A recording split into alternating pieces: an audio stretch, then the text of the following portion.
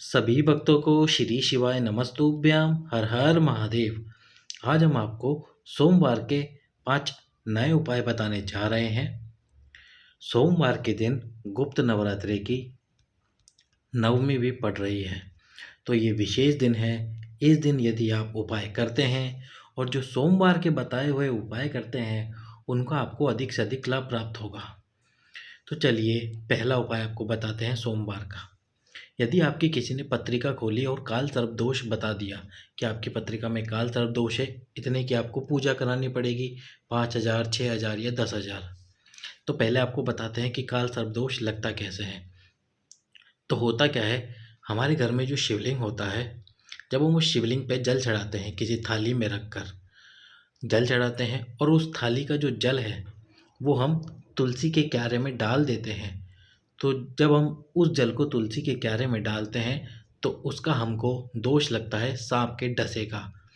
और ये जो दोष लगता है यही होता है काल सर्प दोष।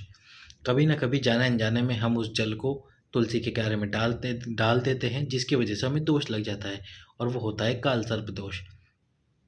तो इस काल सर्प दोष को हटाने के लिए आपको क्या करना होगा, एक कलश लीजिए, तांबे का एक कलश लीजिए। अब इस कलश में आपको शक्कर भरनी है। इस कलश में पूरे में शक्कर भर देनी है और शक्कर के ऊपर चांदी का नाग और नागिन रखना है। एक चांदी का नाग और एक चांदी की नागिन रखनी है। ये चांदी का नाग और नागिन आप किसी भी सुनार की दुकान से लेकर आ सकते हैं, बहुत ही सस्ता पड़ेगा आपको चांदी का नाग और नागिन। अब इस चांदी की नाग और नागिन को जब आप रख दे उस शक्कर के ऊपर, जिस कलश में आपने शक्कर भरी है उसी शक्कर के ऊपर आपको इस उसी कलश में यानी कि चांदी का नाग और नागिन रख देना है। अब जिस व्यक्ति को काल सर्प दोष बताया गया है, तो रविवार के दिन यानी कि आज ही के दिन उस व्यक्ति के सिराने यानी कि जब रात्रि में वह जिस पलंग पर या जिस स्थान पर सोता है उससे थोड़ी सी दूर पर इस कलश को रख दीजिए जिसमें आपने शक्कर भरी है और उसके ऊपर चांदी के नाग नागिन रखे हैं।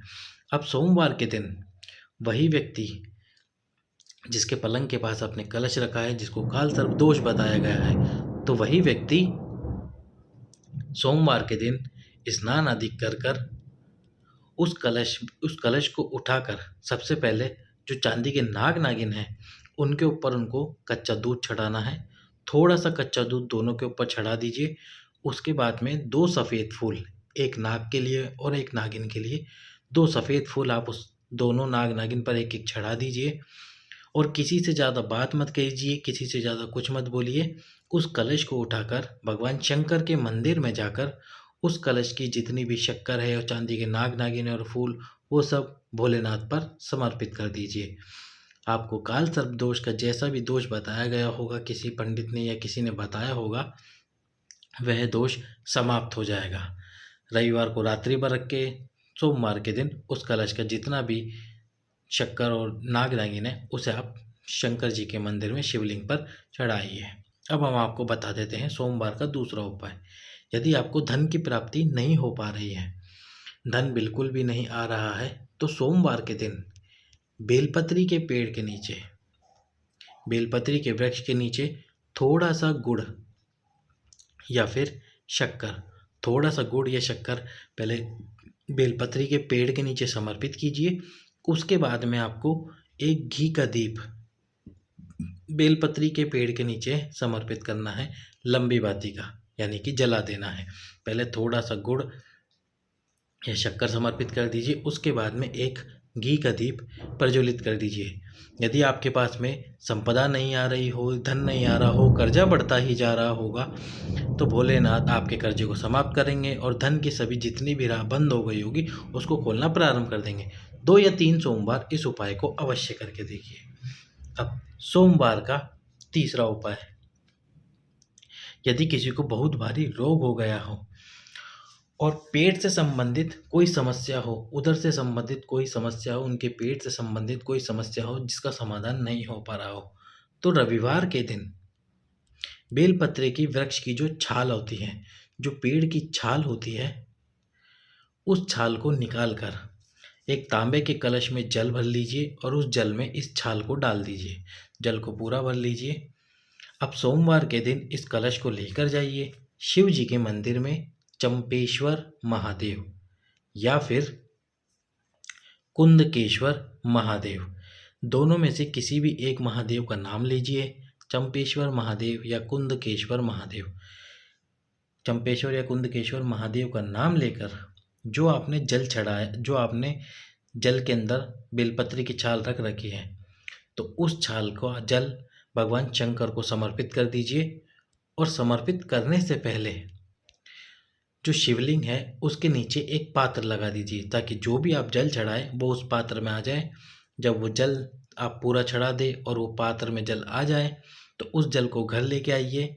सुबह से लेकर शाम तक 2-2 चम्मच उस जल को पीना प्रारंभ कर दीजिए। उधर से संबंधित जो भी बीमारी या समस्या होगी वह समाप्त हो जाएगी।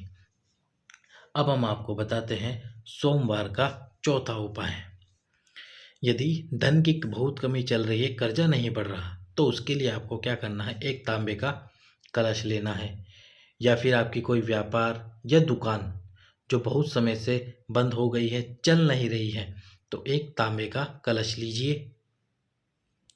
एक तांबे का कलश लेकर उसमें जल भर लीजिए। जल भरने के बाद इसमें 5 बेलपत्र डालिए।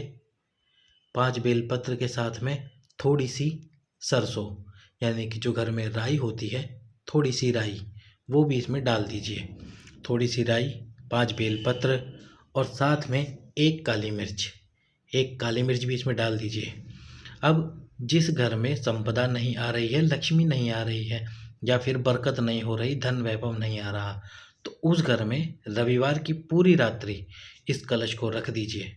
या फिर मान लीजिए कोई दुकान है आपकी जिसमें व्यापार अच्छे से नहीं हो रहा है या फिर लक्ष्मी नहीं आ रही, तो उस दुकान के अंदर भी आप इस कलश को रख सकते हैं।